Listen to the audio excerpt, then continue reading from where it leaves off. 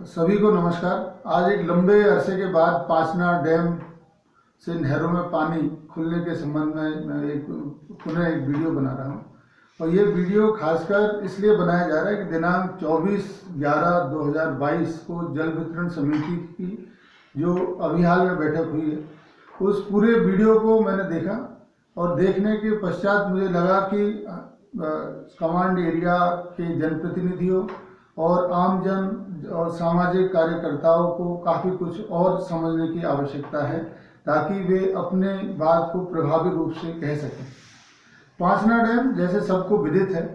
कि ये 1977 से 2004 के बीच में बनाया गया और इसमें उस समय 125 करोड़ रुपए की लागत लगी थी और साथ में 7,000 बीघा जमीन डैम और नहरों को तंत्र के बनाने में लगी। उस समय AIBP accelerated irrigation benefit programme से एक सेंट्रल गवर्नमेंट की योजना थी, उसके तहत इसमें पैसा खर्च किया गया और जिसका उद्देश्य ये था कि यह योजना जल्दी पूरी हो और किसानों को जल्दी से जल्दी इरिगेशन की सुविधा मिल सके। लेकिन बड़े दुर्भाग्य की बात है कि पिछले 16 वर्षों से वर्ष 2006 के पश्चात इस डैम की नहरों में पानी नहीं रिलीज किया जा रहा है। यह डैम 2100 MCFT क्षमता का डैम है जिसमें 1860 लाइव कैपेसिटी है और 240 MCFT इसका डेड स्टोरेज है। अगर इसको और हम लोग समझें तो इसमें नदी का जो लेवल है, जहाँ नदी में पानी खुलता है वो 250 मीटर पर है और जहाँ नहर में पानी खुलता है वो 247.10 मीटर पर है। मीन कि जो नदी और नहर के जो लेवल के बीच में करीब 2.9 मीटर का अंतर है और रिवर का बेड 236 मीटर का है। मतलब जो समुद्र तल से ये मीटर की जितनी ऊंचाई है वो समुद्र तल से ऊंचाई है। तो इस प्रकार से इस डैम को पूरा भरने में 258.62 मीटर की हाइट समुद्र तल से होती है। इस प्रकार कुल अगर हम लोग देखें तो इसमें जो 2100 MCFT पानी आता है उस समय ये 258.62 मीटर भर जाता है और अब डैम में इस साल करीब 258.60 मीटर पानी भरा, जो कि लगभग पूर्ण क्षमता है। तो इस समय डैम में पूरा पानी उपलब्ध है जिससे कि करीब 2-3 बार सिंचाई कमांड एरिया में हो सकती है। अब बात गुडला लिफ्ट की भी एक बात हम लोग समझ लेते हैं। गुडला लिफ्ट वर्ष 2009 में स्वीकृत की गई, जो कि वर्ष 2010 में उसका वर्क ऑर्डर जारी किया गया और करीब 1 साल के पीरियड में इसको काम हो जाना चाहिए था, लेकिन ये बहुत लंबे समय तक काम नहीं हुआ, बहुत उदासीनता से काम किया गया और ये काम 2020 में पूरा हो गया सरकार के अधिकारियों के अनुसार। और इसकी जो कुल क्षमता है वो 200 MCFT है और 200 MCFT डेड स्टोरेज से पानी को लिफ्ट करने की बात है। तो कुल अगर हम लोग इसको देखें तो 200 MCFT का लिफ्ट से 1973 हेक्टेयर मतलब करीब 7800 बीघा जमीन सिंचित होनी है और कमांड एरिया के जो 47 गांव हैं उनमें 40,000 बीघा भूमि सिंचित होनी है। लेकिन ये इतने लंबे समय के बाद भी इसमें से पानी नहीं आने से कमांड एरिया को बहुत परेशानी हो रही है। वहाँ के नागरिक बहुत परेशान हैं और दुखी है कि नहर में पानी नहीं आ रहा है। इस सब को देखते हुए हमने मई 2020 में ये प्रारंभ किया था कि नहर में पानी खुलवाने का एक अभियान शुरू करें। उसके तहत सोशल मीडिया पे सभी का सहयोग लिया गया और जितने भी लोग संबंधित थे, जो लोग लग रहा था कि भाई उनसे हमको मदद मिल सकती है, वो नहरों को रोकने की बातें कर रहे हैं, उन सबसे व्यक्तिगत रूप से उनके घर जाकर सामूहिक रूप से उनसे मुलाकात की और मुलाकात में अंत में ऐसा लगा कि व्यक्तिगत रूप से हर आदमी कहता है कि हाँ नहरों में पानी आना चाहिए, लेकिन सामूहिक निर्णय लेने की स्थिति में कोई भी लोग नहीं लगे। तो ऐसी स्थिति में फिर हमने एक माननीय उच्च न्यायालय में एक PIL दायर की जनहित याचिका। जनहित याचिका की करीब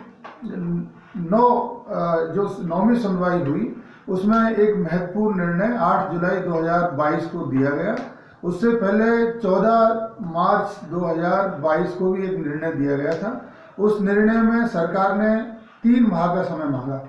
और 3 माह के समय में कहा था कि हम एमिकेबल एक सेटलमेंट कुछ करें ताकि सभी लोग सभी की सहमति से सबको पानी मिल सके, इस तरह का कुछ करेंगे। वो उन्होंने कोशिश की, लेकिन वो कोशिश भी सफल हो नहीं पाई।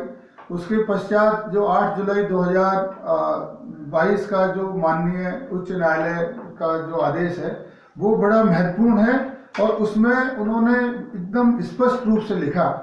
कि the concern with regard to unrest and likelihood of the creation of law and order situation was also expressed, which was taken note of by this court as reflected in the previous order dated 14th March 2022।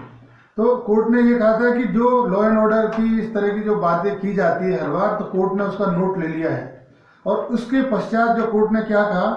Court ने कहा कि जो भी already विकसित system है नहरों का, irrigation का, उसका उपयोग किया जाए, उसमें पानी रिलीज किया जाए और जिन एरियाज में पानी की और आवश्यकता है उनके लिए प्लानिंग की जाए। और कलेक्टर सवाई माधोपुर और कलेक्टर करौली को एक पब्लिक नोटिस जारी करने के लिए भी आदेश दिया गया कि उन जिन एरियाओं में प्रोटेस्ट होता है वहाँ पे सभी पंचायतों में ये बता दिया जाए कि इस बार नहरों में पानी खुलेगा, तो आपकी जो भी आपत्ति है वो कलेक्टर्स के माध्यम से माननीय न्यायालय को बताया जाए। और लास्ट में ये भी लिखा था कि लॉ एंड ऑर्डर कि अगर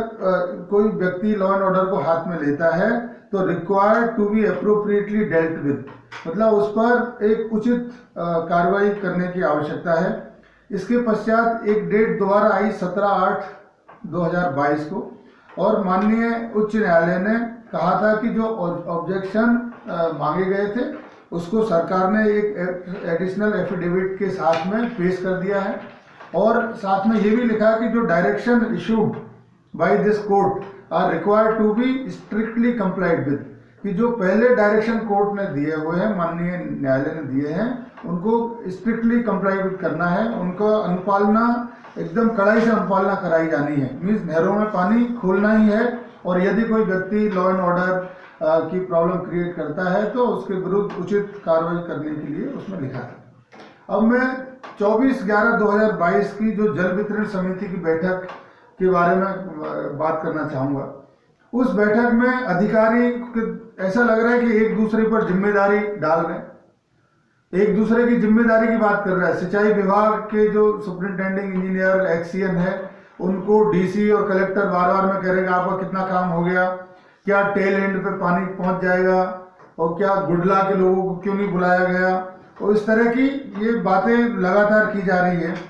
और इनको किसी को ये समझ में नहीं आ रहा कि इतने 16 सालों से जब नहरों में पानी खुल रहा है, नहीं खुला है,